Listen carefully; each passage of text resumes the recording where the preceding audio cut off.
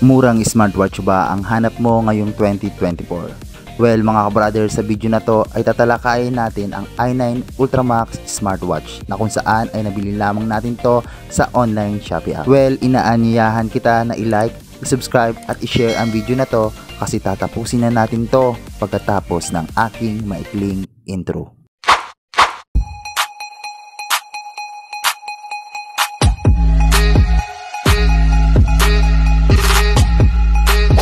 Hi, ako nga pala si Exclusive TV, gumagawa ng iba't ibang klaseng video tulad ng YouTube tips, YouTube ideas, YouTube tutorials, unboxing at marami pang iba. At kung interested ka sa mga video na to, bisitahin lamang ang YouTube channel ko.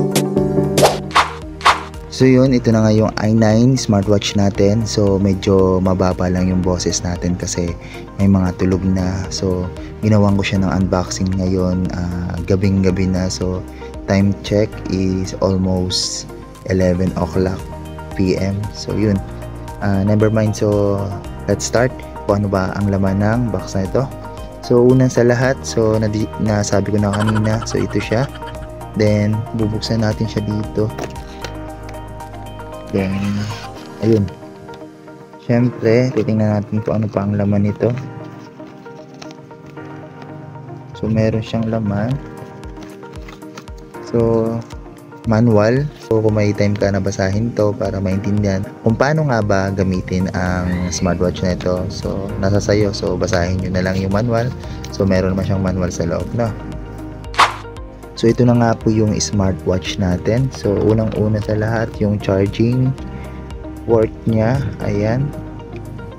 So, meron siyang ganito. Ayan, as you can see. So, dalawang needle to. So, ito yung nagcha-charge, which is the positive and negative. Then ito yung nilalagay lang sa adapter, yun nilalagay sa adapter. Ayan siya. Then syempre meron siyang face strap. Ayan, ito yung face strap, kulay siya, dirty white. So kung gusto niyo siya palitan, pwede naman, meron naman nabibili sa online na black or either ibang kulay. So ito yung napili kong kulay kasi syempre doon tayo sa medyo malinis ang kulay. Then, pangatlo, ito yung relo. So, ang relo is nakaseal pa. Ayan, nakaseal pa siya. Then, titingnan natin yung body niya. So, ito yung body niya, mga ka-brother. So, metal type siya. Ayan, metal type. May button. Ito yung button. Gumagana naman. Saka ito yung power on and off. Then, ito yung menu. And speaker. Ayan.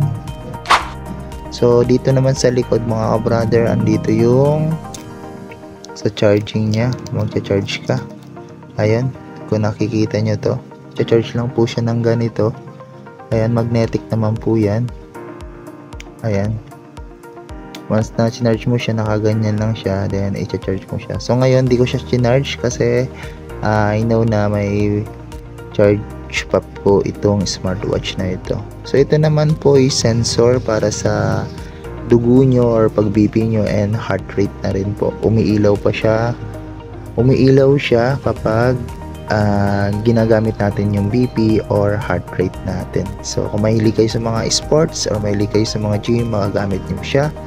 And kung medyo may problema kayo sa tibok ng puso or high blood kayo, pwedeng i-check ng relo na to. Tanggalin natin.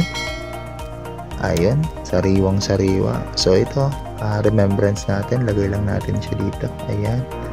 Then ayan po siya. I know this AMOLED display, sabi daw dun sa AMOLED display siya. So check natin.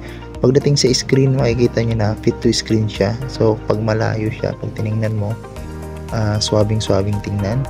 So i-on natin siya. Power on. I know this power on. Ayan.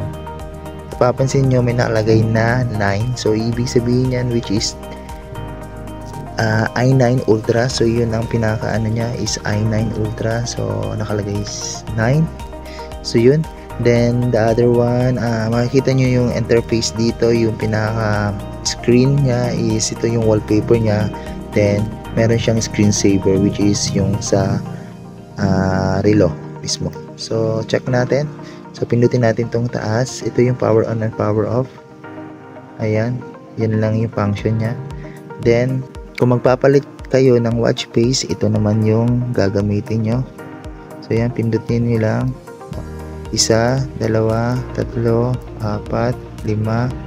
6 na wallpaper ang mga gamit nyo. So, naging paborito kong wallpaper is probably pwedeng ito or ito. So, tingnan nyo guys, maganda siya kung itong gagamitin nyo kasi napaka-formang gamitin. Then, next is menu. Pindutin nyo lang muna natin. So, pindutin natin to para makita natin kung anong laman ng smartwatch na ito. Ayan. So, as you can see mga brother, para siyang Apple Watch. Ayan, para siyang Apple Watch. Ayan. Pwede mo siyang galawin or pwede mo siyang i-control dito sa circle button na to. Mag-zoom and mag-zoom out. Ayan. And pwede naman syempre i-touch. Pwede nyo naman siya i-touch. So, hindi pa siya totally smooth touch. So, wala siyang screen. So, papalagyan natin by next ng screen protector kahit paano hindi magasgasan yung ating smartwatch. So, yun. Try natin dito sa pinaka-menu. So, ito ay may mga iba't ibang klaseng menu which is the QR code. Ayan. Just in case na magda-download ka, i-download mo siya via QR code. So, nasa Play Store naman siya para mag-connect siya and makapagpalit kayo ng wallpaper na gusto nyong ipalit sa relo na to. Ano? So, tingnan natin yung pinaka-button nito. So, ito yun naman yung button. Try natin. Paano function ito? So, yun. Ang function niya is papakita sa inyo yung mga nakalagay na shortcut which is ito. Yung running, bike riding, strength training, basketball, tennis, volleyball, etc. Lahat ng sport andito. So, kung papalitan natin guys, so, andito lang. Try natin to. So, dito tayo sa style 2. Ayan. Sa style 2, makikita natin dito yung dialer, phone book, heart rate, blood oxygen, Facebook. Siyempre, pwede mo siyang i-connect sa mga messaging or notification lang pwede natin makita dito. Hindi ka makakapag-Facebook totally dito kasi wala naman siyang wifi or SIM na pwede nyong gamitin as a data network. Ano? So, meron siyang phone book, heart rate, blood oxygen. So, try natin sa blood oxygen kung gumagana. Ayan. As you can see guys, umiilaw siya. So, try natin blood oxygen kung gumagana siya. Ayun. Accurate naman. So, try natin ng ibang features. SOS, alam niyo naman siguro yan. Sports, WhatsApp, camera. Sa camera naman, pwede mo siyang i-connect sa phone. So, hindi pa siya connected. So, connect na sa phone siya as a Bluetooth. So, di pa natin siya na-connect, no? Mamaya papakita ko sa inyo kung anong application nga ba ang pwede natin i-download doon. So, check natin later, no? Then, sunod po is the music. Control ng music. Sa music sa phones, makakontrol mo siya. Hindi siya yung ACG like that. So, WhatsApp, baba music, Twitter. Kung gusto mong i-reset yung phone, pwede. Looking for sleep, calculator. Try natin yung calculator yan. Sa calculator naman guys, kitang-kita nyo parang iOS ya, like iPhone. So 1 plus 2 equals 3. Okay, good. Numbering, okay. So, working well, okay naman siya, maganda siya, working well lahat. Then, back na natin. Then, sunod natin is message, just in case may message sa inyo, makikita nyo dito. Then, QR code, yan yung QR code na i-scan natin mamaya para malaman natin kung anong application nga ba ang pwede natin gamitin sa i9 Ultra Max watch na ito. Then, the last, titingnan natin dito is the calendar, okay, stopwatch. And then more like that. Meron siyang Siri about, ayan, about ng watch. So yun, set language, backlight time. Try natin ilagay yung strap kung maganda. Ito, paglagay ng strap mga brother, yan, sinusuot lang siya. Then the other one, ito ilalagay natin. So yun, medyo matigas. So, try natin. Ayan. So medyo matigas pa siya. Ayan ba yan? Ayan. So ayan. Then check natin. Baliktad pa yata ako. So ganito pala siya. Sorry. Ganyan pala yung forma ng relo. Sorry naman B. Sa mga nagtatanong, napakamura lang nito guys. So surprise kayo sa ano niya, sa presyo niya. As in surprise talaga. Kayang-kaya nyo to. So try natin na mag-ano ng QR code. So download the app and buy the watch. So try natin sa phone. So wala akong scanner. So ang gamit ko is Oppo. So try natin dito sa Google. Scan tayo. Then try natin kunin yung QR code ng smartwatch na ito. Ayun. Then search with the scanner. Open camera. Okay, load muna natin. Then scan natin. Okay. I-scan siya guys. So tap lang natin. So ang nakalagay sa kanya is Laxas Fit Pro app. So try natin. So hindi siya. So Laxas Fit. So punta tayo ng Play Store. Laxa Fit Pro. Ayan. So ito siya. Laxa Fit Pro. Install nyo lang yan. Ayan.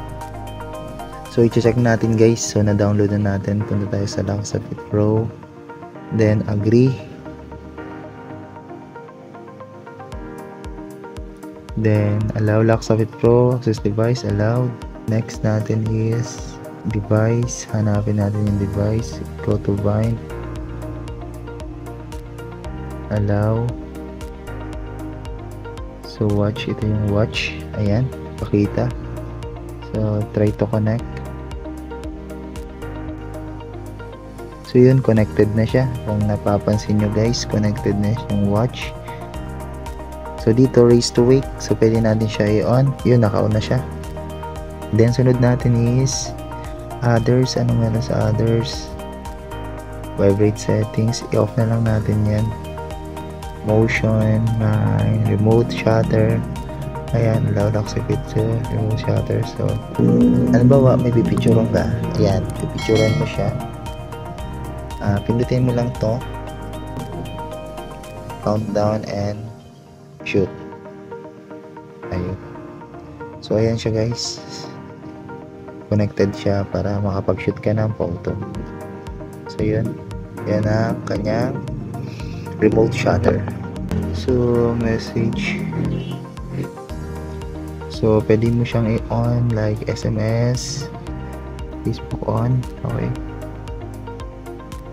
So wala naman akong Twitter, wala naman Instagram or whatever, wala namang WeChat. Call reminder, automatic on na siya. And reminders. Ito yung reminders na just in case na sobra na yung upo mo or sobra na yung tayo mo, i-remind ka niya. So probably para sa akin, i-rate ko yung relo na to. Probably rate ko is 10. Kasi syempre, number 1, mura lang siya. Number 2, maporma siya gamitin. Look like Apple Watch talaga. Then, syempre, pagdating naman sa display, okay siya sa connected ng smartwatch to phone. Okay naman siya, wala akong masabi. So, yun lang guys. Maraming salamat sa panonood ng video na to. And I hope magustuhan nyo ang unboxing ng aking i9 Ultra Max. So, kung gusto nyo bumili, nasa description lang ang link ng aking binilhang store. So bisitahin nyo lang siya. So I recommend it na dun kayo bumili kasi legit and safe naman siya dumating sa akin.